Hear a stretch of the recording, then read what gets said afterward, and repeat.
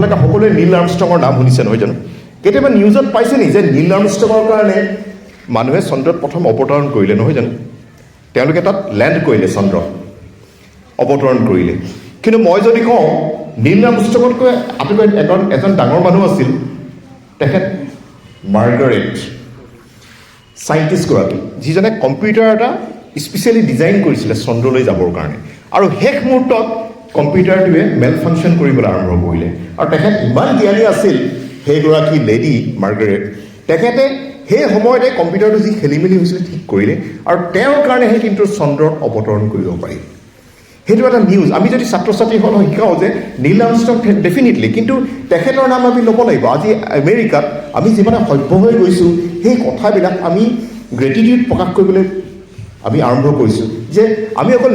নীল আৰ্মষ্ট্ৰঙক ধন্যবাদ দিলেই নহ'ব মাৰ্গাৰেট ক'ত গ'ল যিগৰাকীয়ে শেষ মুহূৰ্তত